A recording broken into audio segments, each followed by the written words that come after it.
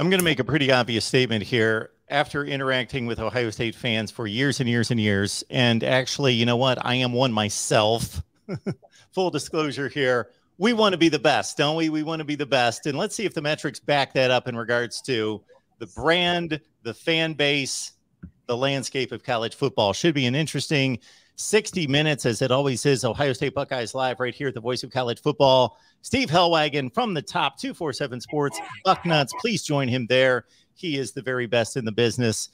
Tony, Kevin, hope you're doing well. On vacation right now. Get some rest and relaxation. We'll see you back here next week. Tony Altimore joining us today, as he has on a number of our team-specific shows and call-in shows to break down the landscape of college football. Tony is a consultant and strategist who has done tremendous research into the brands, the academics, the fan bases, the media sizes, to put it all together to give value to these programs in this ever-changing landscape of college football. Tony, how are you today? Doing great, thanks. Excited to be here. My grandpa was a devout Ohio State Buckeye from Toledo, so he would be proud to have me here with his crew. Tony, I'll get you started with this, and then I'll let you and Steve dice it up, because it's much more interesting for me to kick back and listen to two experts in their fields, especially since I got this platform 24/7, 365 to yap all I want. I looked at, with the Oregon application and the Washington application rumored to the Big Ten and other Pac-12 schools, I started to look at the TV ratings and the viewership of the games here in 2021. And to few people's surprise, I haven't done the exact all the addition, but I believe in just giving it a look, Ohio State had more eyeballs on its regular season games than anybody in college football. You have done some studies to show that it's the largest fan base in college sports. And maybe we can start there, and you can give kind of a look into your analytics as it pertains to Ohio State.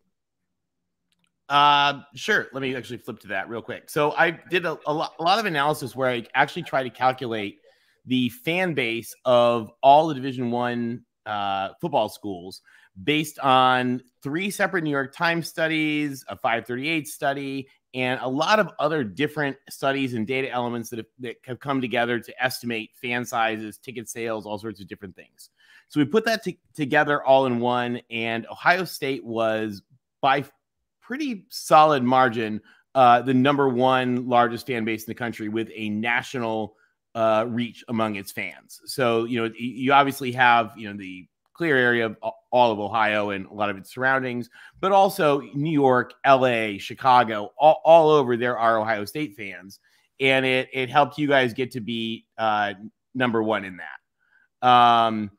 Let me actually flick to, I'd have to flick way down. Can we come back to that in just a minute and look at sort of results real quick first? So you guys are #1. Can we put the slides back up? You guys are #1 in fan base, above Notre Dame by far. But I thought I'd take a look also at kind of where you are in terms of the program and the new Big Ten.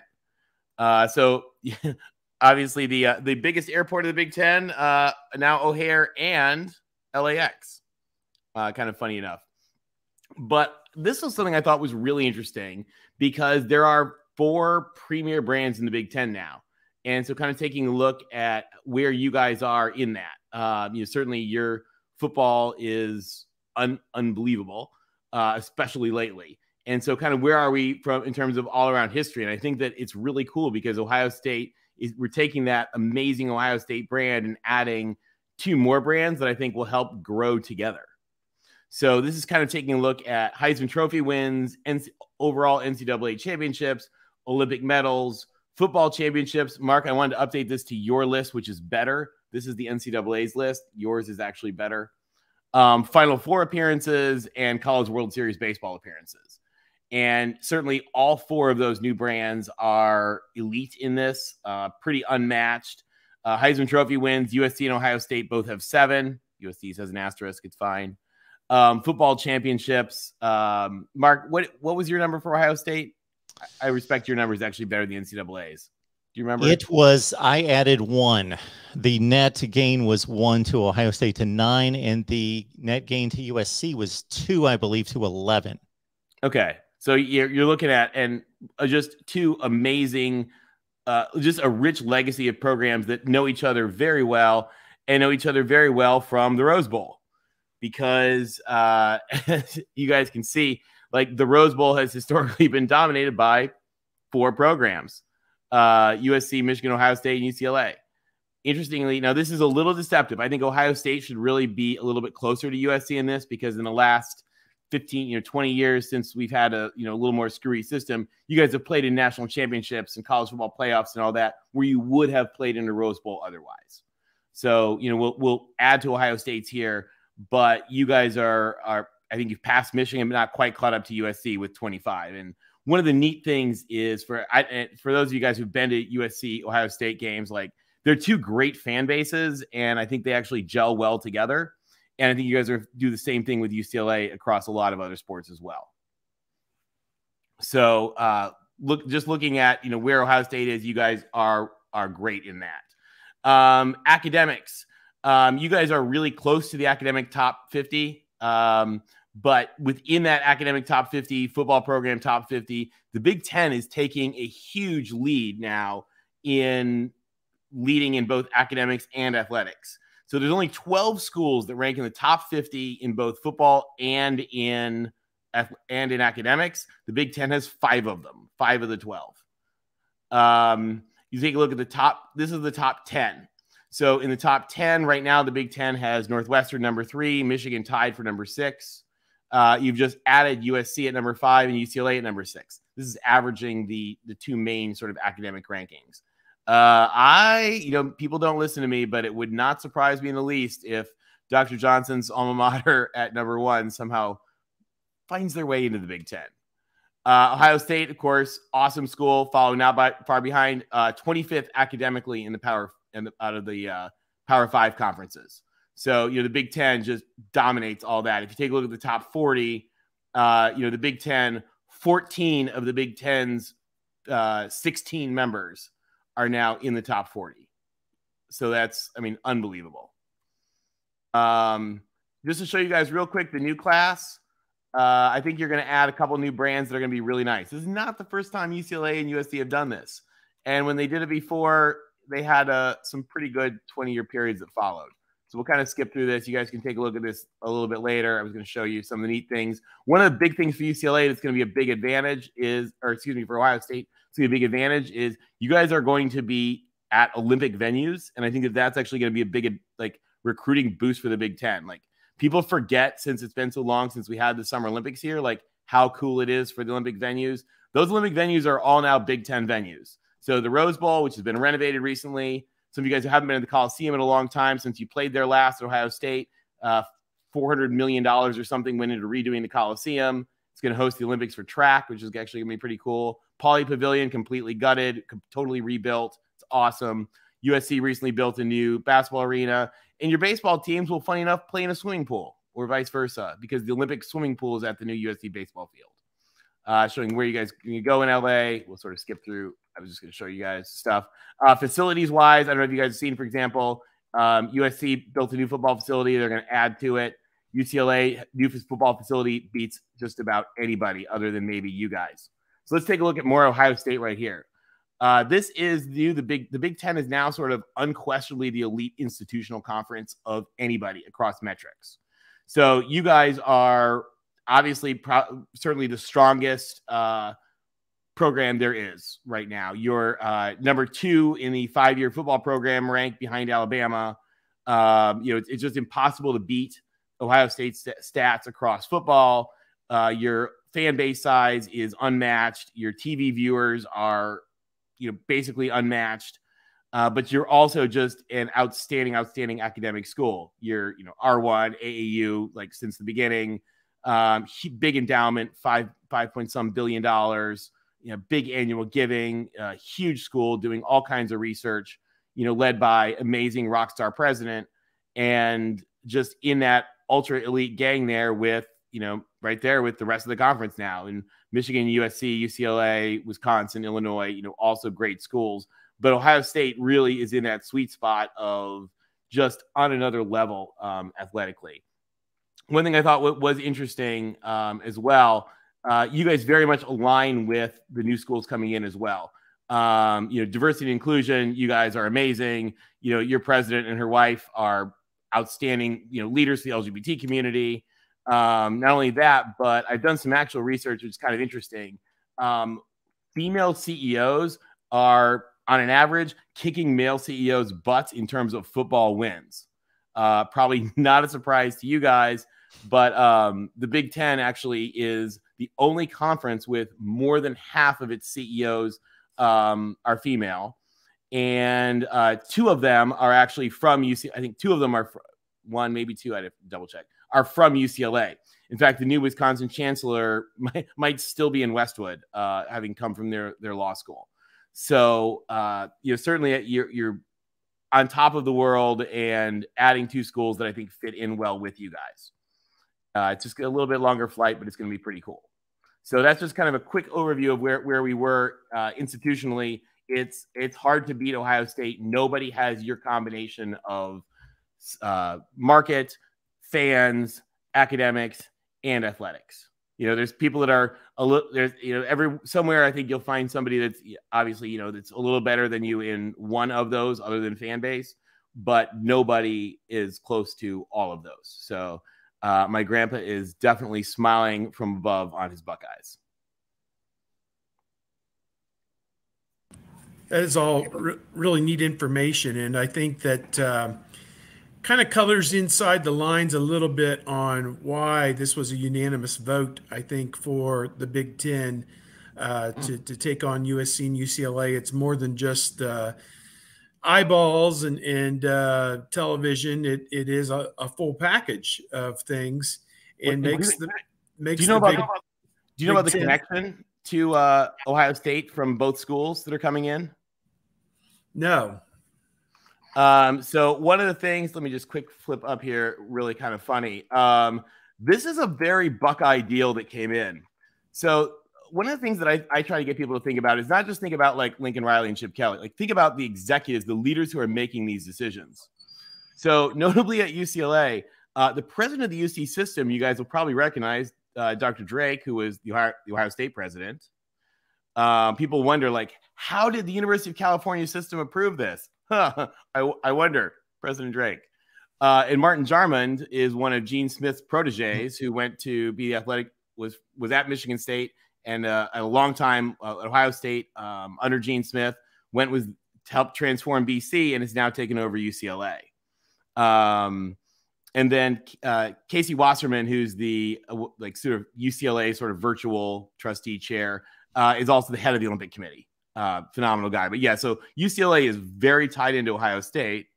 And then USC is kind of even funnier because USC president, Dr. Folt, actually was a freshman at UCLA, a freshman at Ohio State with her brother.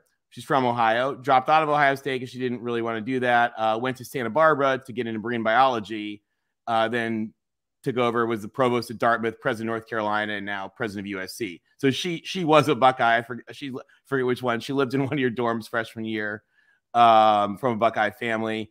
Mike Bone, the USC athletic director, has a master's from Ohio State. And was a quarterback at Kansas, master's at Ohio State. And while the athletic director at Cincinnati, where we stole him from, I went to USC, by the way, was a close friend and did a lot of stuff with Gene Smith as well. So both of those schools are absolutely plugged into Ohio State. I wonder about Drake, if he's a little conflicted, though, because this separates Cal from UCLA and USC, and Cal will be in a lame duck Pac-12, it seems, unless they get an invitation as well to join the Big Ten down the line. There's a lot of speculation. Would it be Oregon and Washington? Would it be Stanford or Cal? Would it be none of the above? Would they have to cobble together some kind of new look Pac-12 with Fresno State, Boise State, San Diego State, whoever, to kind of muddle forward without Los Angeles in their blueprint? So I don't know that Drake is pro or against. And in some regards, it may have been done without his knowledge altogether, because he did know. UCLA was operating on their own, it sounds like, without much help from the regents, up at the 5 mile up in the air level. So I don't know where Drake stood on that. No, they've confirmed he was aware during the discussions. Okay.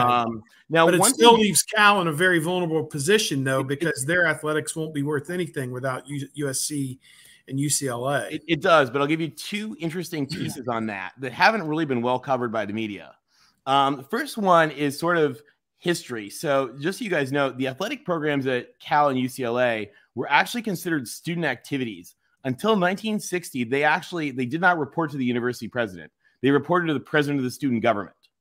So like Red Sanders and, Pappy Waldorf and all them were employees of the student government. They weren't employees of the school. In 1960, the school actually finally brought those in. But athletics are considered very much student activities. They are managed at the campus level. So while, Dr. Drake does oversee the whole university, they've been very clear athletics are at a campus level. One of those aspects, though, that's interesting about that is that UCLA has been very clear that they're not bailing out the athletic department's finances. So the athletic department of UCLA was building up a $20-40 million a year deficit, losing money, having to take on debt from the school. Cal has been, because they basically understand that their football program is not going to make very much money. Cal actually provides university subsidies to the athletic department, something like $25 million a year that go from central campus to the athletic department that UCLA doesn't. So from a financial standpoint, it's sort of a UCLA management end of like, hey, we think you should be able to sustain yourself, and we're not going to bail you out for it. And UCLA and Cal and USC and Stanford all have these huge Olympic sports programs that are phenomenally expensive, and so they lose a lot of money in those. So it's not just like mismanagement or football or like the SEC where you're paying 4 coaches buyouts at once. There's serious investment going on in Olympic sports levels. So the president was aware. I would 99% tell you the regents were aware. There's a closed regents meeting with the lawyers to talk about that in a week or two. That's very normal. Anytime you have something like this, there are closed regents meetings with the lawyers. Every school that got added to the Big 12 had the same thing. It does not surprise me that, they probably did this off the record with phone calls with the formal meeting to follow because they needed to stay quiet. But those of you guys, the history of the regents of the University of California and their involvements in athletics, going back to Ed Pauley, who is like, if you guys don't know about him, the single most cool, badass American, like probably to ever live. The least interesting thing he ever did in his life was write $1 million check to build an arena. But Ed Pauley and ever since then, the regents are fairly involved in the importance of athletics and understand the importance of athletics. And I know that there's been a lot of unhappiness with UCLA's financial position. So they say, UCLA went to bed bouncing checks and woke up adopted by the Sultan of Brunei. Yeah, I think that Martin Jamond was quoted as saying it was going to be close to a $100 million deficit over a several-year period. Ohio State ran up a deficit of $50 to $60 million in the COVID year because they couldn't have fans at the games. And I honestly think COVID is probably, that year and the money that was lost is what's driving this. Everyone's trying to reconcile their books. And this is a windfall of money for the existing Big Ten members to get paid for Big Ten Network in California, and also for obviously UCLA and USC. Even if it's not a full 100% share for the first several years, they're going to make many millions more than they were in the Pac-12 in the short term and certainly in the long term. So I think that it was a no-brainer. As I said, what was reported was it was a unanimous decision by the Big Ten presidents, 14 up, 0 down, to add these 2 schools.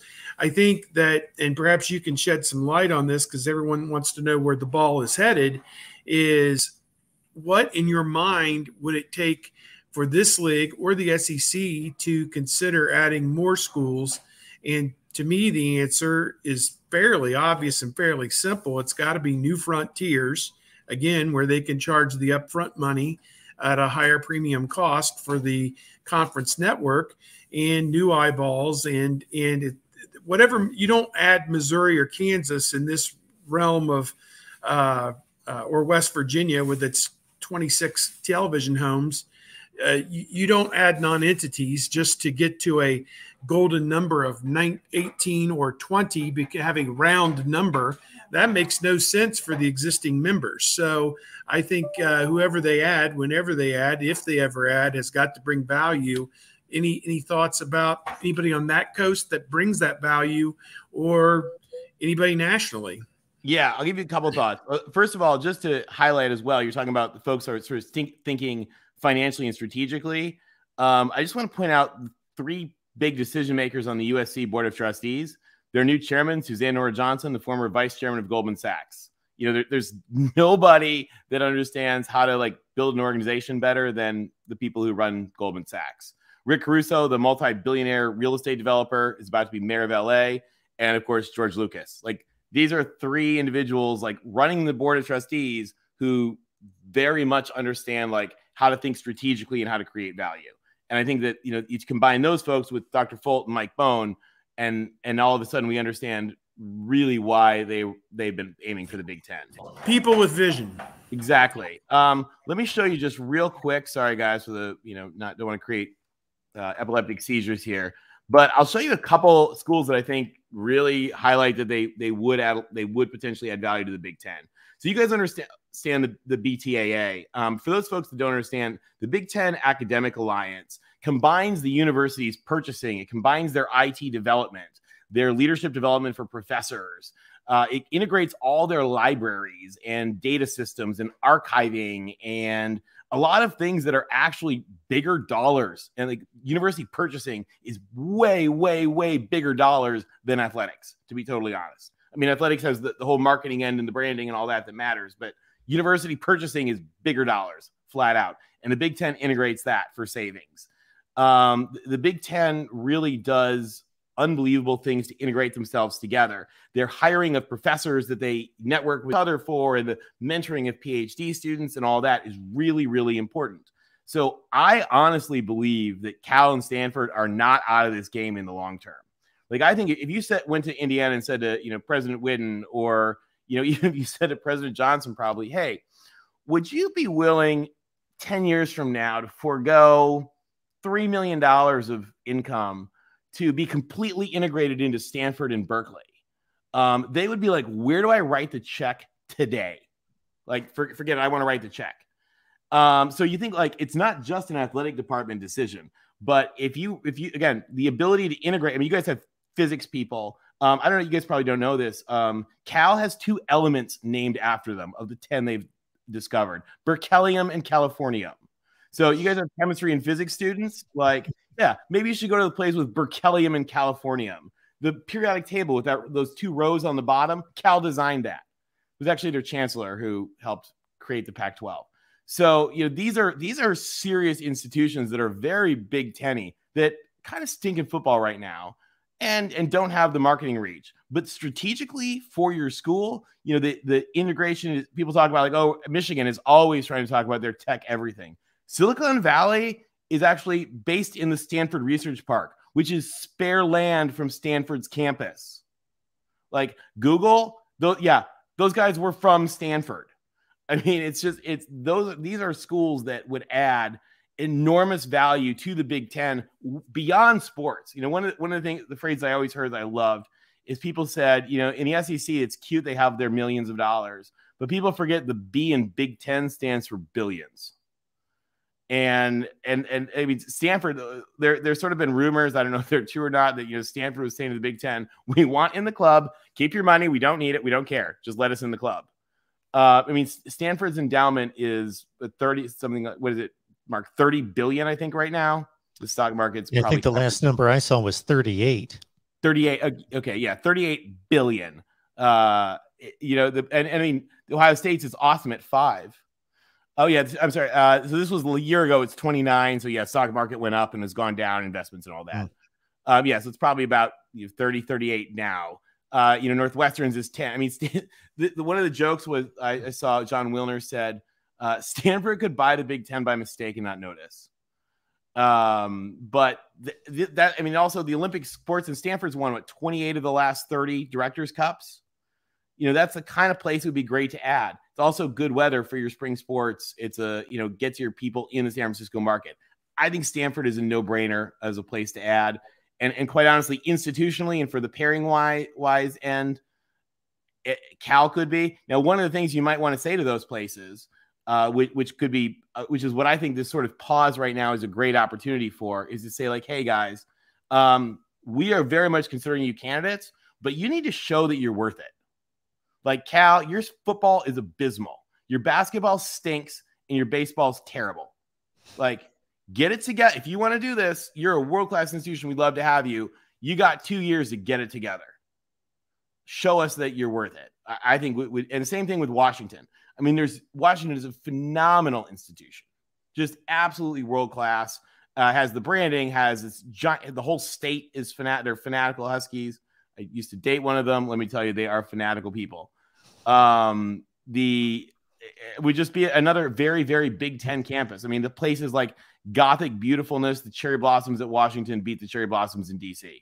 If you guys have never been to a football game there, it is a surreal experience. Very, very, very Big Ten. And so you think about looking to grow, those are great places. Carolina also, Carolina, a very, very, very Big Ten campus. Also kind of stinks at football. Can they add value? Same with Virginia. I mean, those are two just unbelievable places. And I've been to both of them. Very, very Big Ten students, very, very Big Ten schools. The question is, can they move the needle enough financially and brand and academically? I think they all check that box. But there's just Cal and Stanford are just on another level. I mean, other than Dr. Johnson, Michigan president, and the Northwestern president, I think every president in the Big Ten would quit their job today if they could be chancellor at Cal or president at Stanford. Tony, I think the COVID 2020 football season revealed a lot about these conferences and these particular schools, but mostly the conferences and how they are led. And I won't go through my cheap analysis on each one, except for the Big Ten. The Big Ten seemed the most conflicted and the most, not just conflicted, but there to be the largest gap and conflict between academia, administrators, and the fan base, the coaches, the players.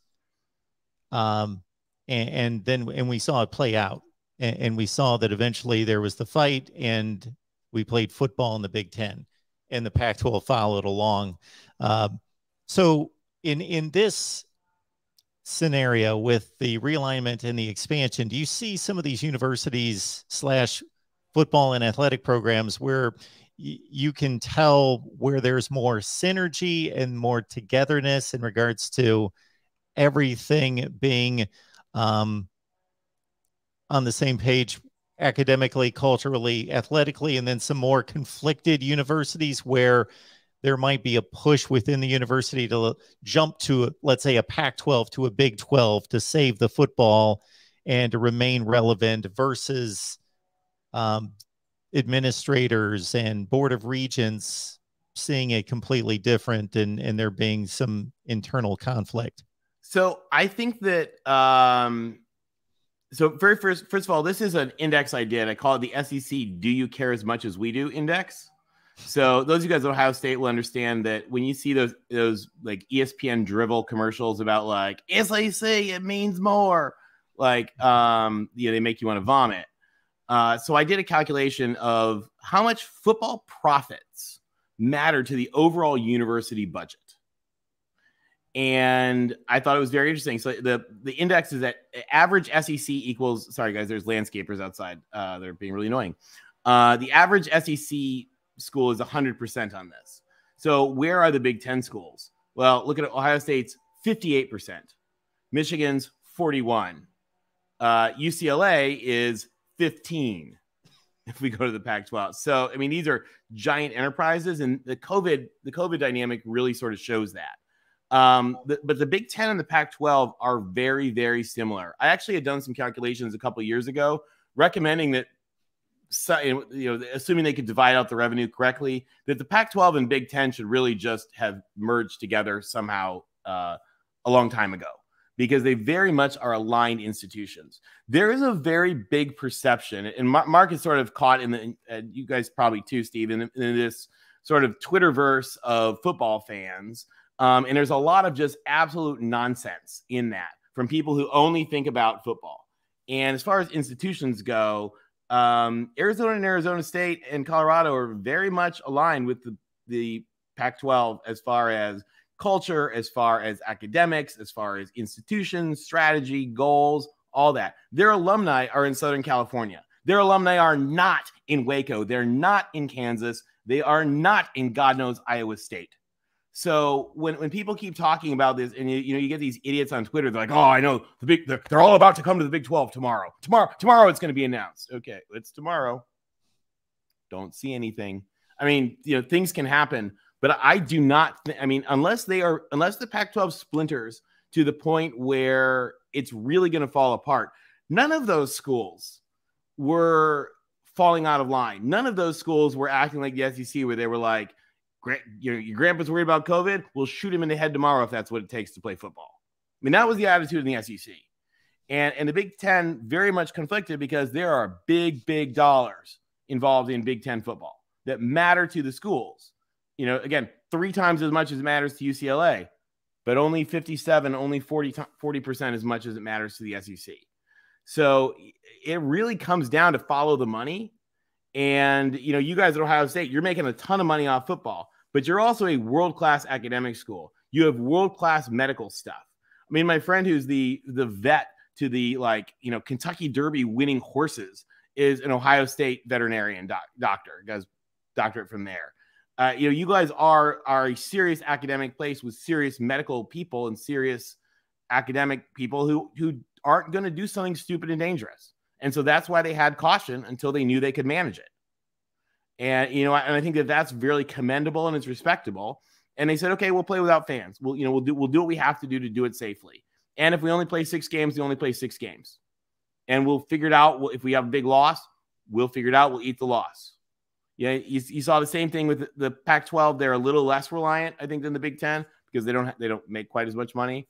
But they're also very, very similar institutions, and they're aligned. And one of the things that I really sort of worry about this expansion is that, it has clearly damaged the relationship. I hope that relationship can be patched up. I actually think that it can be over time. But I think that it's important that these schools that really consider themselves institutions place that above just the idea of being a football brand. And you look at how Dr. Johnson runs the school. It's hard to get a smarter individual who understands the importance of academics more than she does. Tony, when you comment on the relationship between the Big Ten and the Pac-12, are you talking about holistically, or are you talking about just athletically or in football? Both. Holistic. I meant holistically. These are institutions where and I don't have the chart here. I have a great chart that shows all the Big Ten and Pac-12 executives and the different schools they're from, where they came from, where they went. They are very much intertwined. And they are not that intertwined into the SEC or the Big 12, quite honestly. The SEC and the Big 12 are more intertwined within themselves, and the Pac-12, Big 10, ACC are more intertwined amongst themselves. For example, USC president was the Carolina chancellor. The UC system president was the Ohio State president. Your president has 3 degrees from Stanford and did all of her great, amazing research while at Colorado. So you very much have a lot of intertwining among those institutions that they understand each other. They think alike. They hire from each other. That's the thing about the Big Ten with the Big Ten academic alliance. Your professors are being nurtured and intertwined at a Big Ten wide level. And, for that to add in USC and UCLA, who are, situated academically right between Stanford and Michigan, between Northwestern and Michigan, that's a great ad for the conference. And also I think they're going to fit in well with the conference. I just have to think in regards to a football sense and athletically, but more so in football, that the Pac-12 to forgive the Big Ten for taking its largest television market and the second market in the country, arguably the two most prestigious schools in football, certainly the most prestigious school, and then UCLA could be 2, 3, or 4 historically, maybe not right this second. And then the Rose Bowl, maybe it has to be dead when it comes to a Big Ten Pac-12 matchup circa 2024 and beyond. I don't know how it exists past that with the Pac-12 standing as a football power or lack thereof starting in 2024. No, I think you're right. I mean, one reminder, though, they've done this before. So we did this exact same thing where we got mad, where USC and UCLA got mad at the smaller schools and ditched out in the conference. So just for you guys at Ohio State who don't know, anybody who's telling you that the Pac-12 has been together since 1915 is actually factually wrong. They literally do not know anything about history. There was a break in 1957 where the Pacific Coast Conference was demolished and burned down in an inferno, and the Pac-12 came out of it. It's very much like if you think about like the Russian Revolution versus the Soviet Union. Not a lot of interaction between like Lenin and the Romanovs. Like that's sort of the history of the Pac-12. So you guys are new, like when the former republics broke off and joined NATO. NATO could be the Big Ten in that analogy. It is a different conference, and so this is not the first time this has happened, and it's not the first time those other schools were left behind and then kind of got added in back later. One of the things that I think is actually kind of funny in that that you guys probably aren't aware of, going back to that Rose Bowl page real quick, but Stanford, this is why I keep saying, don't count out Stanford. Stanford didn't join the Pac-12 until 9 days before opening day in 1959. So it would not surprise me if Stanford somehow back channel finds a way in. Yeah, Mark, I think the problem with the Rose Bowl is the Rose Bowl has had a lot of challenges as is. And I think they could maybe, as whatever the new contract's going to be, maybe there's a way that the Rose Bowl changes and actually becomes stronger as a result. I mean, in a world where hypothetically, think about if this would be amazing if you had Washington and maybe Stanford and some of those other folks that were part of the gang with in the next 4 years or something. You could see a world where what I would love nothing more than is maybe the Big Ten championship isn't on December 15th or whatever in Indianapolis. Maybe there's Big Ten semifinals in Indianapolis and San Francisco, and the Big Ten championship is January 1st at 5 p.m. Eastern in Pasadena, and then they go and play the SEC champion or something like that. I'm already sort of seeing rumors of stuff like that people are thinking of, and that might be a way that the Rose Bowl gets back to what it used to be. Boy, that's an interesting thing, paradigm shift and everything for how the postseason would be presented. Certainly, I think that it's premature to call it a dead situation between Big Ten and Pac-12 in the Rose Bowl until we know what the Pac-12 is going to look like after 2023. I think until we see whether they stabilize themselves or become part Big 12, part Pac-12, or whatever the next step is with the realignment, I think that's what we're looking at. I think the Big Ten will maintain a foothold in the bowl game played in Pasadena going forward, particularly with the prospect that USC or UCLA could play in that game as the Big Ten representative or whatever. And honestly, as it stands now, and again, we don't know what iteration the playoff is going to look like in another 3 to 5 years. Will it be a case where you need, more than just 2 bowl games every year to facilitate the playoff? Will there be multiple playoff games played in these bowl settings, and how's it all going to look? We are in a situation now, a period of just unparalleled change, I think, for all of college football, all of college athletics. And until some of these dominoes get shaken out, it's impossible to say that the Rose Bowl between the Big Ten and the Pac-12 is dead. It's already dead 1 out of every 3 years because it's a playoff game. So last year we got it. It was the champion of the Pac-12, Utah, against an also ran from the Big Ten with Ohio State. And, still a fabulous game. Still over 90,000 people showed up, and lots of reds and greens and yellows and purples. And Steve, it got the same viewership. It got the same viewership as the 2 playoff games. Still gets its 12, 15 million people watching, whatever the number is. So. And I'll tell you, Steve and Mark, you guys know this. To anybody that's watching, I've been to lots and lots of different bowl games. And let me tell you, there is nothing like, it doesn't matter who's playing. There's nothing like the Rose Bowl. It's at a different level, no doubt. I mean, they should play the national championship game there as often as possible. They're actually bringing it to Los Angeles and playing it in the indoor stadium downtown as opposed to the Rose Bowl, which is just a total travesty. But then again, they can get all that revenue for the suites and the blood, But we get the Rose Bowl and we get the national championship. Yeah. So, I mean, that end is good because SoFi Stadium's awesome, and the Rose Bowl has been redone too. I mean, one thing people are I sort of flashed this thing on there, but LA ridiculously has 3 Olympic world quality stadiums now in because the Rose Bowl is hosting the World Cup as well in 2 years, and the Rose Bowl is hosting Olympic soccer. The Coliseum's doing Olympic track. And SoFi Stadium is doing the opening and closing ceremonies. So it's crazy that town has those 3 stadiums, plus the 2 baseball stadiums, and 2 like world-class professional soccer stadiums. So it's an area that is not lacking at all for stadiums, which is pretty cool.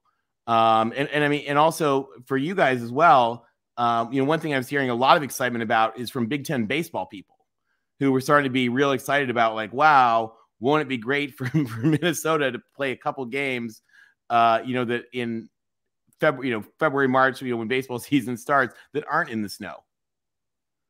So there's a lot of cool stuff with that, and for you, for you guys as well. But yeah, no, I think that you're right that things are going to change. I think that as the Big Ten gets bigger and stronger, and the SEC gets bigger and stronger, there's probably going to be demand. People are saying, "Oh, this SEC only playoff, Big Ten only playoff," like it's necessarily a bad thing. How cool would a 4-team SEC playoff to then go to the next level, or a 4-team Big Ten playoff to go to the next level be? I mean, I think that actually, in my mind, that actually generates probably, I don't have the internal ESPN data, but I would think that would actually arguably generate more excitement than the random seedings that we have, where it's like, okay, we're going to get Ole Miss versus Baylor. If you had actually more of a playoff and champions playing each other, that would actually probably generate more revenue and more eyeballs. It's a great point. So I have been corrected by both of you that the reported demise of the Rose Bowl, as reported by the voice of college football, is grossly exaggerated. Okay. Who knows? Who knows? We don't know. I agree. Who knows? Who knows? It's that crazy time. It's like the weather in Ohio. Just stick around. It's going to change in the next 20 minutes either way. So just stick around. But you guys, I mean, how cool is it going to be to have UCLA basketball coming in to play you guys, and to have USC back? I mean, I remember that game. You guys remember that game in the Horseshoe with wasn't that Barkley drove, as a freshman or whatever, drove down the field the last minute. I mean, that game's I'm old enough to remember the USC game in Columbus before that, when it was the only storm worse than that was when Noah built himself an ark. So, I mean, there was ground strike lightning in the rec center. Mark knows the Larkins Hall Rec Center was right next to Ohio Stadium. Ground strike lightning hit the Larkins Hall, and they kept playing. They kept playing through that. Yeah, in 1989. Or 90, right? 90. It was, They played at the Rose Bowl in 89. Yeah, or at the Coliseum. I guess it would have been Coliseum. Yeah. I've been to 2 games at the Coliseum, 42-3 in 1989 and 35-3 in 2008. So we were coming out of the press box, and the night watchman at the bottom of the elevator shaft there said, have a good night, gentlemen. Take care. We'll see you later. I said, buddy, if I never have to come back here ever again, it'll be too soon. So okay, so Steve, you'll appreciate this. My dad played for Duffy Doherty at Michigan State, and they had a very similar experience when they went to LA. And so whenever I talk to any of the guys that he played with or that he coached with, it's funny. They always tell me the exact same thing. They always go, "Oh, USC." And they scrunch up their face and go, I hate that effing horse because Traveler rode around the field. For those of you guys that haven't been to the Coliseum though, since the renovation, I mean, like I said, it was like a 2 or 3 year project. They gutted it. About $400 million went into it, and it is really nice now. Well, good. Yeah. Steve, unless you have anything else, we're going to wrap it up with Tony right here. Tony, I'm going to need your forgiveness here. I'm going to cover up your face just slightly because I want to put the banner up there with your name. Everybody follow Tony at TJ Altimore on Twitter, and you get so much information there and interaction with Tony. So is there anything else we need to know, Tony, in regards to your platforms and what you have available? No, for folks that are interested in the stuff we went over today, I put that actually online. So Mark, so your folks can actually download that and take a look at it. Anybody that has corporate strategy or, analytics work you need done, certainly feel free to reach out anytime as well. Always up for new adventures. Well, Tony, I would like to say that it's going to be a long time before I see you. Actually, it's good news that it's just going to be a few hours. So we'll see you soon on our Michigan and Florida State shows to break down the value of the Wolverines and the Seminoles. Tony, thank you so much. We'll see you guys. Take Tony. All right. Great to have Tony here to break things down. Ohio State's TV ratings are ridiculous. Steve, I had somebody call me the other day, a caller, and want to argue whether Notre Dame or Ohio State was a bigger brand in college football. I said, well, we're breaking this down simply to college football. And I said, and he wanted to go the direction of TV ratings. And I said, I don't think you want to go that route. It was a dominant Ohio State season in TV rankings. Each week, unless they were playing Rutgers or Maryland, even the Purdue game was the second-rated game of the week. The Nebraska game was the highest-rated game of the week. Of course, Michigan State was the highest-rated game of the week. Astounding, the TV poll. It is. It's crazy, and that's why Fox angles, as much as they can to get Ohio State in that noon time slot, because they're monetizing that for all it's worth with their pregame show and their game coverage and everything else. And, Ohio State is what's driving the bus with this new television contract. And to a degree, the others, Michigan, Penn State, everybody else. But, for the biggest part, the Big Ten is 30% Ohio State, if not more, and then everybody else in terms of the metrics that drive the revenue and drive the interest and everything else. And great football, people tune in to watch great football teams. I think that's part of it. And Ohio State's had one of the best teams in college football year in and year out on a consistent basis back to probably 1994, 1995. They've been in the top 5 or 10. If not this year, certainly they will be next year, and they certainly were last year. So, that's just the consistent excellence Ohio State's exhibited. Yeah, just to extend on your point, if you run the numbers on postseason top 5 and top 10 finishes since Tressel stepped on the field, it's way in front of everybody else in college football. It's not even close. Oklahoma's in the range, but that would pretty much be it with Bob Stoops and Lincoln Riley, of course. There's much chat in the live chat concerning Tony and Kevin. Let me just simply say this. I'm not going to address it. I'm not going to state anything. Tony and Kevin are amazing. They are two of the best. They have every bit of support that they could possibly have from me and what we do here. And I am not at liberty to discuss or make any comments about that. I would never do that against without their permission or feel comfortable in doing so. So people have obviously found out their situations. Yeah. I'm a little closer to the situation here, and these guys have been friends of mine for the better part of 15 or 20 years. And yeah, in a sense, we're all competitors trying to, dominate the news cycle here in Columbus and cover Ohio State football, but we're also very close friends.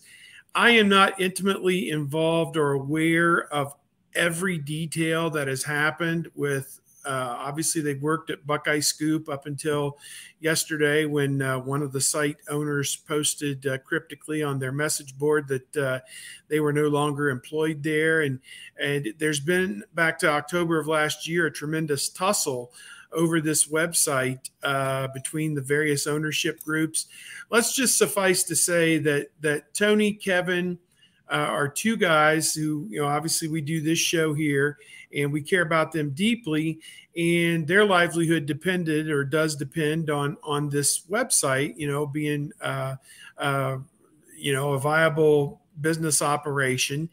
And there are people working there who work contrary to that and in a sense, and I don't want to, I would say the word that we could use is they've worked to kill it, but at the same time, it may not even be their primary source of income. So you have guys who were depending on this business for their primary source of income who did nothing wrong.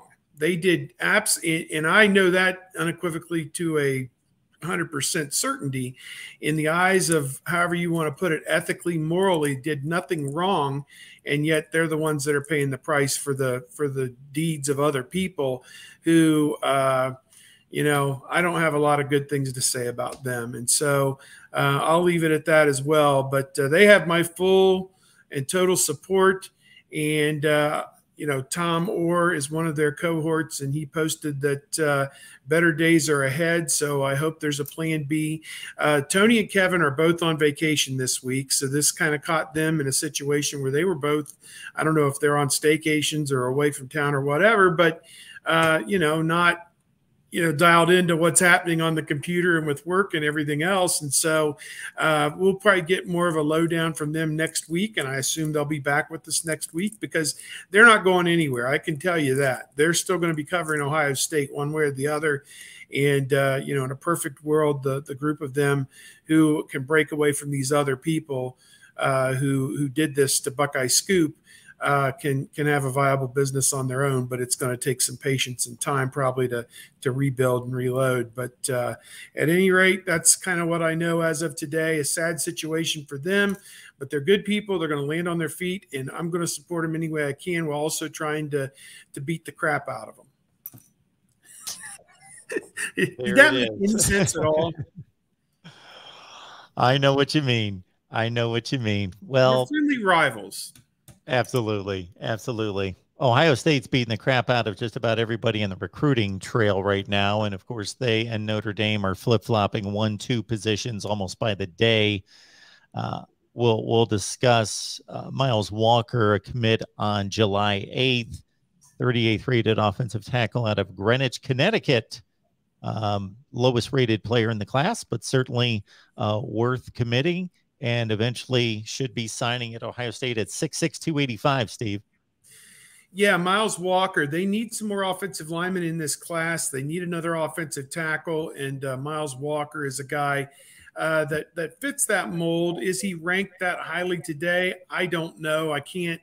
I don't rank the players. I know in the composite he's the number 38 offensive tackle in the country, and he had a number of scholarship offers, Duke, Texas A&M, Vanderbilt, Boston College. So my guess is that Justin Fry, the offensive line coach at Ohio State, really likes what he has to work with there with Miles Walker, and he'll put him in the blender, and they'll see what they can get out of him. And, he joins the three Ohio guys in this class for 2023 as well, with Montgomery, Sierraveld, and Padilla already committed to Ohio State. So I'm in a situation where I'm not going to make a big deal about the ranking. I honestly don't know much about him, but certainly a welcome addition at a position of need. It's how I would put it. And Steve, of course, a lot of buzz about who is now the highest ranked defensive player in the class, Jason Moore, and the top rated player in the state of Maryland. Yeah, you guys know me. I've been banging the drum. Get defense. The snazzy quarterbacks and wide receivers are great. and you can take, 4 of each every year, I guess. But Jason Moore, 6'6", 255 pounds, from a football factory at Hyattsville, Maryland, DeMatha Catholic outside Washington, D.C. This was his top 5, which I thought was kind of interesting. Ohio State, Michigan, Notre Dame, Penn State, and Alabama. And Ohio State wins the pony on this one. Jason Moore going to Ohio State, and Larry Johnson wins the recruiting battle. He is number 89 overall nationally by 24/7 Sports. In the composite, he's a little bit higher, number 53 overall and number 5 defensive lineman. I'm not sure if he projects as a defensive end or a defensive tackle. 255 right now. I guess they'll get him in, put him in the blender, and see where he ends up in a few years. But he is obviously a guy just outside the top 50 in the composite, a 2-sport athlete, football and basketball, has the frame, and can easily add size and strength to that frame, and could play any of the 4 defensive line positions, it seems. So I want to see how he does as a high school senior this year, and then get him on campus and take it from there. But Ohio State wins an important recruiting battle there for Jason Moore. And again, you guys know me. I've been banging the drum for defensive linemen, offensive linemen, and lo and behold, this past week they got 1 of each. So there's some more guys on the hook. There's probably 6 or 7 guys, between guys they've offered and guys who made visits in the month of June, who are going to make verbal commitments over the next 2 to 3 weeks. And I think they are in extremely good position on 3 guys right now. Bill Kurlick, who I work with, that covers recruiting, just made a crystal ball prediction for Jelani Thurman from Fairburn, Georgia, 6'5", 230-pound tight end, and he is ranked, I think, just outside the top 100 nationally, but one of the top tight ends in the country. And again, you can't have enough big guys who can run and move and make plays. So I think he looks good for them. And 2 other guys, one from Florida, defensive lineman John Walker. He is that big defensive tackle type, 6'3", 310 pounds, ranked number 97 in the country. And he has got offers from everybody in the Southeast, Miami, Florida, also involved with him. Michigan, I think, was involved with him. It's interesting, though, that it sounds like Central Florida, believe it or not, might be the biggest obstacle to him coming to Ohio State. So an American Conference team, but it's right there near his hometown there in Central Florida. So we'll see how that one plays out. And he is supposed to announce, I believe, July 28th, it says here on my cheat sheet. So that's still a couple of weeks away. So we'll wait and see on him. Another one is Tackett Curtis, a linebacker from Many, M-A-N-Y. How do you pronounce that? I presume Minnie, Louisiana. Manny, I don't know. Manny, 6'2", 218-pound linebacker, number 81 prospect overall. So he and Walker both in the top 100, and I think both of them end up at Ohio State. He's got USC, Wisconsin, or no, rather that's not his list. He's got a number of top schools across the country looking at him. And one more name, last name I'll throw out there is Troy Bowles, the son of Todd Bowles, the Tampa Bay coach. Georgia, Oklahoma, Ohio State. A lot of people think he's an inside track for Georgia, but he's a national top 40, top 50 prospect at linebacker. So Buckeyes are recruiting the right guys. Now they got to close on a few of them and keep adding. The class right now, #1 in the country, given the recent commitment by Jason Moore, just outside the top 50, but up to 18 commitments. Looks like they're going to sign 23 guys, maybe 24, 25. Last year, Ryan Day took about 5 to 7 above what he had room for, because there was obviously between February and August going to be some attrition, and they're actually a man or two under 85 as they go into the start of preseason camp here in a couple of weeks. So, yeah, that's kind of the personnel, the comings and goings right now. More comings than goings. I think going to start practice is the next big going that's going to happen at Ohio State. Steve, you made a comment about more selection of Ohio State over the 3 regional powers and then Alabama as well. You got to think that for Ohio State to continue to land that caliber of defensive linemen, one of the keys is going to be the development of JTT and Jack Sawyer to show, yes, we are still the place to go to churn out the Chase Youngs, the Bosa brothers, and so forth. And maybe salvaging Zach Harrison. Of course, Zach Harrison's fine. He's going to sign a professional contract, but maybe in this final season of Zach Harrison to salvage something big for him in preparation for the NFL draft, that those three players may hold some weight in Ohio State continuing to reap those kind of recruiting yields on the defensive front. Yeah, I don't have any doubt about that. That's a perfect way to put it, that they need those guys to play like their hair is on fire this year. One, because they haven't had that kind of important pass rush really since Chase Young left a couple of years ago. And they got to get back to impacting the quarterback. And again, people who watch this show week in and week out are going to say, oh, he's talking about the pass rush again. But it really hasn't been what it's needed to be the last couple of years. And I think you hit the nail on the head. I think that discerning eyes are looking at Ohio State and saying, you got to get back to impacting the quarterback. And it's not even necessarily sacking the quarterback. It's getting the ball out of his hands, make him make a mistake. Because the less time that you allow a quarterback, obviously, to have time to throw, the better it is for your defensive backs in coverage, your linebackers in coverage. They can do their job a little bit better. Ohio State hasn't had any turnovers to speak of. Fumbles are kind of a thing that they happen when you have people swarming to the ball, but interceptions are all a byproduct of pressure on the quarterback and make him uncomfortable and put the ball in places where he doesn't want to put it by accident even, and your guys are there to turn the tide. So to me, you can't say it any plainer than that. They've got to play better, got to coach better, and need to have more results out of those edge players, I think, this coming year. Web Security's making a statement here. Steve, you've been in the business forever, and obviously you work for the gold standard of recruiting. When you look at this composite, it's now currently 247 Sports, of course, Rivals, of course, and now ESPN/On3 and that partnership and what they've built there.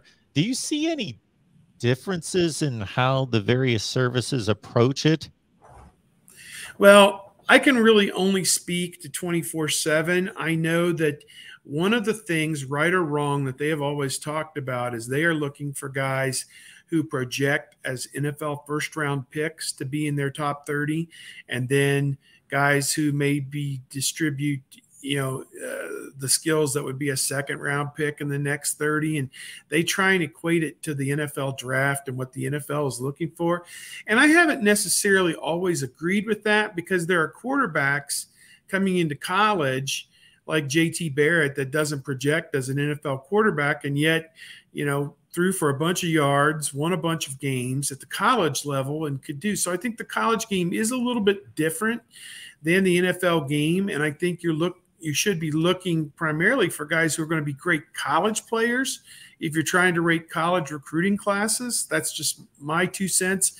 But, in large sense, if you can play football, you can play football. So maybe that's their one inherent bias, is that they're looking for NFL caliber players. And hey, if you could play NFL caliber wide receiver, then you could certainly play Ohio State caliber wide receiver. So there are some overlaps at some positions that it's the same thing essentially. But that's maybe the only thing that I think of. Beauty is in the eye of the beholder. I have always been a big believer that you can't have a kid ranked at number 500 nationally who back in the old days had a Pete Carroll USC offer, and then, up to now have a Nick Saban Alabama offer and a Ryan Day Ohio State offer. I think the offers will tell you in some sense, and whether you can believe a kid when he tells you he's been offered by Alabama, Ohio State, Michigan, Miami, that's part of this whole process as well. But, there are services that operate. Let's say they start a new cycle. They ask the college recruiting coordinators, give us your list of who you think is a high major type player. And then the recruiting services take all those lists, they aggregate them, and they tell the college recruiting coordinators, we will give you the aggregated list back so that you know what groupthink is on all these kids, let's say in the 2024-2025 class. And that's always the starting point for the underclassmen is what do colleges like? Who do they like? And then it kind of goes from there based on camps and offers and 40 times and combines and Nike camps and Elite 11 and all that other stuff. I like to see if there's a determining factor in all this, I like it to be that a kid can actually play the game of football and I mean in a helmet and shoulder pads on a Friday night or a Saturday afternoon as in September, October, and November, as opposed to throwing a football around on a field with a mouthpiece and a halter top and a wife beater and a pair of shorts, out there in 7-on-7. I think that there's a little bit of value in that, but I would prefer, if we're trying to judge people who can play football, that it's actually that if two guys are both 6'3", 240 and both run 4.5, I want the higher ranked guy to be who looks better on film, is I guess what I'm telling you. And, I hope these guys also still study some film as they go about this, but it's a tough job. I mean, you think about how many high schools are there, 7,000 or 8,000 high schools or more nationally, hundreds of thousands of kids to sift through. And what do we have? 130 schools that are each going to sign 20 to 25 guys. What is that? That's like 30,000 players or something. Mm-hmm. I don't know, that sign every year nationally. So or maybe my math's off. Well, it's what? 130 FBS schools. So if it's about 20, 22. 2,600, 2,800. 2,600, 2,800. Yeah. Yeah. So, to me, 3,000 guys in a given cycle, that's a lot to try and keep track of. So, and really there's not a lot of publicity beyond the Power Five. Like we'll see Ohio University will come up with a list of signees and you won't recognize a lot of the names and they won't have more than a 1 or 2 star ranking next to their name, but they're good football players. I mean, we know they can play football. So, I don't know. It's an inexact science, as they say.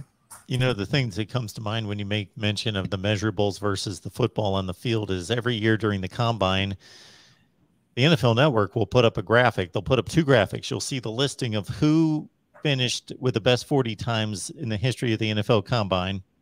And most of those guys didn't make a dent in the NFL. And then they'll also put up like the top 5 to 10 wide receivers in the NFL currently. Now, if you ask any fan, what's the most important commodity for a wide receiver? They'd say speed. And I would too. Absolutely. And the guy can't be slow, of course. But the best wide receivers in the NFL aren't the fastest. They're fast, but that whole he runs a 4.28 versus there's a lot of 4.45 guys in the NFL that are catching 100 balls. Yeah, the Bengals took that guy Ross a few years ago in the combine. Didn't he run 4.19 or 4.21 or something obscene at the combine? And you're like, he's a can't miss. Well, 2 or 3 years, he's not in the league anymore. So I could be wrong. Maybe he's bouncing around somewhere, but I don't think he ever made it. So yeah, I think he had some injuries and different things. And Bengals fans would know certainly more about that than I do, but I'm more of a Browns person. But at any rate, I think the composite is very useful because it takes everybody's rankings and dispassionately just averages them out and takes all the bias out of it. I think there is an inherent bias for all of these networks that it's kind of been an incestuous thing for On3 rivals and 24/7 to all be based in Nashville, which is right in the heart of SEC country. And yeah, we know Miami, Georgia, Texas have all the players? You've told us any number of times. Well, there's people in the Midwest footprint that can play football. We saw 2 teams from the Midwest footprint in the playoff this past year with Michigan and Cincinnati. And, there are people north of the Mason-Dixon line who can play football. It has been established. The flip of that is Ohio State, as we just said, is going to Washington, D.C. to get the Moore kid. And then Miles Walker is at a prep school up in Connecticut. Not sure what his exact hometown is, but, and as I said, Jelani Thurman from Georgia, John Walker from Florida, Tackett Curtis from Louisiana. Those guys are all from the heart of the SEC. So Ohio State is recruiting nationally right there, neck and neck, fighting for the same guys Alabama, LSU, Georgia are all fighting for. So, it is remarkable when you really think about it in those terms that Ohio State year in and year out has a top 2 or 3 class right alongside all those other schools. Yeah, it would surprise some people watching right now that Iowa has the 6th most players on NFL rosters right now, and Iowa is not going to Florida and plucking out 4 and 5 stars out of Florida. They're all 50 offensive linemen, offensive linemen and tight ends. They have an offensive lineman and a tight end on every NFL roster, I think. And I think their tight end just scored against Ohio State again in whatever year's game that was, where – as I might continue, everybody knows I say this every week. The Rutgers coach, Schiano, was unaware that night that the tight end was an eligible receiver. So they put a new rule in that week, apparently. Well, it all gets kicked off here pretty soon in Indianapolis, or is it Chicago? 2 weeks. 2 weeks, Indianapolis. The 26th and the 27th, so Tuesday and Wednesday of that week. Ohio State is in the second group on Wednesday the 27th. Michigan is in the first week on Tuesday the 26th. And we have a dinner reservation on Tuesday the 26th.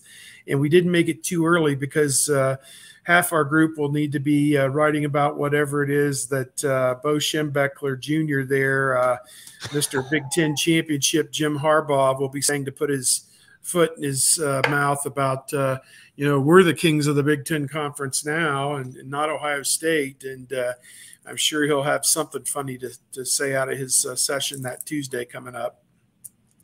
Absolutely. Well, Steve, appreciate you being here. If there's anywhere in particular you need people to go to find you, just let us know if there's anything in particular you've worked on that you would like people to lock in on. Bucknuts.com. And I kind of do all these big projects. I'm kind of the big project person, I guess.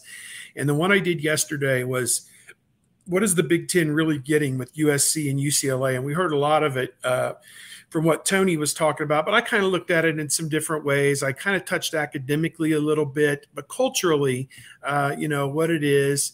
There's a lot of people who follow Ohio State and the Big Ten, never been to Los Angeles, don't understand exactly the lay of the land out there.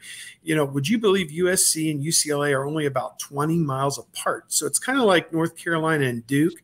Now, if you got in a car and tried to drive from one to the other, it'd be about 90 minutes by car to go that 20 miles. But even on a 4-lane, or rather a 12-lane highway, but I digress. By airplane, it's about 5 or 6 hours, 4, 5, 6 hours to get there. I flew direct to the Rose Bowl last year, which was awesome. So anytime you get a direct flight to the West Coast, definitely pay the extra money and do that as my thing. But I did a big thing on that, and I also looked at the past history for Ohio State against USC and Ohio State against UCLA in both men's basketball and football. They haven't played USC much in basketball, really haven't played them since the 90s. They played a couple home and homes with USC. They're in the CBS Sports Classic with UCLA for basketball, and it kind of begs the question, when you have 2 teams in the same conference, that's not what this was set up for. It was set up to have one team from 4 different conferences. Is CBS and the organizers going to boot Ohio State, or are they going to boot UCLA, or are they going to invite 2 more teams and make it a 6-team event? And Ohio State and UCLA will never play each other. So that's going to be kind of that's one of the 1,000 questions that remain unanswered. How do you play a 16-team basketball tournament? Does this mean no buys for anybody? One plays 16 and you go over. And not only that, how do you play 8 first-round games in one venue? You almost have to have side-by-side venues to play 8 games in one day to get down to 8 teams. I don't know how you do it. It's a logistical nightmare. Are they going to play one division, 16-team league? Or as I was talking to my daughter who was sitting here earlier, do you stay with the East and West and allow the West, which hasn't threatened the East ever, 0-8, to still get a spot in the championship game? A lot of questions here how that's going to be circled. But then back on the USC football, USC had won 7 straight games over Ohio State back to the early 70s in one of the Rose Bowls until Ohio State beat them in that Cotton Bowl, I think, in the 2017 season. J.T. Barrett, I think it was his last game at Ohio State. The Buckeyes won. And then with UCLA football, they only played once in the Rose Bowl, and it was Dick Vermeil in 1976 beat Woody Hayes. Ohio State was undefeated. It was the last game for Archie Griffin. They were playing to win the national championship, and UCLA with Dick Vermeil stunned them that day. The score was 23-10 in Pasadena. And they've played a couple home and homes. The one most recently. And not to cut you off, Steve, but as you well know, after the Buckeyes had beaten them by 3 touchdowns earlier in the season. Yes. In the regular season. No doubt. And turnabout was Dick Vermeil was in the NFL coaching a couple years later with the Eagles on the basis of winning that game over Woody Hayes. I mean, and went on and had a Super Bowl 4 years later. Yeah, Super Bowl at Philly, and then won one obviously later on in his career after being in the broadcast booth for a while. But UCLA and Ohio State, their last time they played was a home and home in '99. Ohio State won. Neither team was any good. And then Ohio State played at UCLA on, I want to say the date was September 22nd, 2001, 11 days after 9/11. And I obviously that brings back a ton of memories. I got on a plane and I flew from here to Atlanta on Delta, hardly anybody on the plane. And then I flew on a plane from Atlanta to Los Angeles. It was one of those that was like a 3-5-3 seating across. I had a whole row of 5 seats to myself because it was only about 25% full because nobody wanted to fly. And they'd also instituted all the immediately put all the security stuff in there, and people were hearing 3-hour lines to get through security and different things like that. And I can remember that the stadium got very quiet, 80,000 people at the Rose Bowl, and you didn't know, could there be another terrorist attack to take us all down at the Rose Bowl? 80,000 people 11 days later, you didn't know. And it got really quiet. And somebody said right before the national anthem, "God bless the USA," just kind of rang out across the Rose Bowl. And didn't go very well for Ohio State that day, 13-6, a game that if you ever have a need that you want to go to sleep or you're getting really kind of tired, just put that game on. And Ohio State's only touchdown on a block punt by Mike Dawes. Yes, I was going to say a lot of Lydell Ross 2- and 3-yard runs and a lot of punts out of the Buckeyes that day. A lot of punting. Steve, what comes to mind with UCLA, I'll start there, is that the first basketball season I was invested in as an Ohio State fan, Clark Kellogg was a freshman, and the Buckeyes were loaded. Yeah, the Buckeyes were loaded. They really, under Eldon Miller, had really hit the recruiting trail for guys like he had 3 NBA players. He had Kelvin Ramsey and Herb Williams and that crew, and Clark Kellogg, and even Jim Smith played a little while in the NBA as well. So and lost to UCLA in the NCAA tournament. Yeah, and UCLA was, I want to say, a 7 or an 8 seed, and they advanced all the way to the championship game that year. I think they lost to Louisville in the championship game. I think Larry Brown may have been the coach at UCLA at that time. Absolutely. And the other 2 teams in the Final Four, Steve, were out of the Big Ten, Purdue and Iowa. Yeah, neither of them have been back to it since 1980. Purdue never made it under Gene Cady. In the time he was the head coach there, he was one of the best head coaches that never made a Final Four. And now Matt Painter, who's at Purdue, has had all these great teams, won Big Tens and done different things, put guys in the NBA, but has never been to a Final Four yet. Got close there a couple of years ago. I think lost to Texas Tech in the regional finals or something, a crazy game. UCLA had Rocket Rod Foster and Kiki Vandeweghe. I remember those two names, and a couple other guys who were. Kiki Vandeweghe played forever, number 55 in the NBA. Yeah, and they broke my heart that day. I was 12 years old. It was on NBC Sports. They had the tournament at that time, and it was like a 10 o'clock Eastern time game because it was played at Tempe, Arizona State. So yeah, it was crazy. One of Earl Bruce's biggest wins, season 1, was against UCLA. I don't know if they were playing at the Coliseum. Paul Campbell caught a touchdown pass from Art Schlechter near the end of the game with about $1:30 left on the clock, something in that range. Art led a big drive down the field. His sophomore year, after he had played for Woody as a freshman, and it hadn't gone very well, obviously with, Woody, ends up in the Gator Bowl. He hits the player and he gets essentially fired, and Earl comes in from Iowa State, and Earl, I think that he looked around and was like, we can win right now, but he kind of had to put a foot up everyone's butt to get him to start working hard for some reason. I don't know if Woody in his last few years had kind of lost the reins a little bit or something, had lost to Michigan 3 years in a row. Yep. And for a touchdown. Earl came in there and got it ship shape and had his best year. I mean, was his first year. It was kind of downhill for Earl after that. But 1 point from a national championship. But the thing that got it started, they were hardly considered. I don't even know if they were ranked second or third game of the season. Taking on UCLA, won 17-13.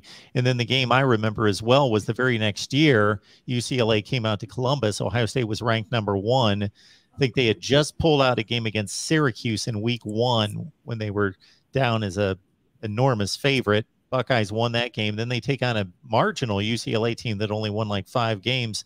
And UCLA shut them out 17-0 when Ohio State was number 1 the next year. Unreal, and going back to that 79 year, it ends with a loss to USC, obviously, and Charles White vaulting over the top for the touchdown and everything there in the Rose Bowl. And again, another game where you're just looking at it like Ohio State is right on the precipice of a national championship or something big, and it just did not materialize. But Ohio State and USC have had a lot of those. In the 70s, USC denied Ohio State a couple of national championships, and I think Ohio State did the same with the win that they had in the Rose Bowl over USC there, whatever year it was, 73 maybe, as well. So it's we're in for some interesting times. I've said the human toll of flying back and forth to the West Coast, I'm not real excited about that. You think about basketball wise, what those teams at UCLA and USC have signed themselves up for, and they, as you look, both their programs are in the mid-20s in wins. Both of them played in the NCAA tournament this past year. They have pretty good basketball at both those schools right now, with Andy Enfield is at USC and Mick Cronin, formerly Cincinnati, is at UCLA, went to the Final Four 2 years ago. They have an uphill battle because they're going to make 7 or 8 trips across thousands of miles to come and play non-conference games. So they'll probably gang them up and play one on a Thursday and one on a Saturday, or one on a Friday and one on a Sunday, but it's still going to be a terrible grind for them. Yeah, absolutely.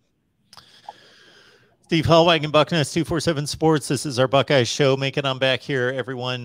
Most likely next Wednesday at 1:30 Eastern time, but please subscribe, hit the bell for the notifications to know when we go live, because sometimes we need to change up the schedule. Steve, thanks for making this work this week. We appreciate it. Have a great rest of your week. Yep, you too, Mark. We'll see you later.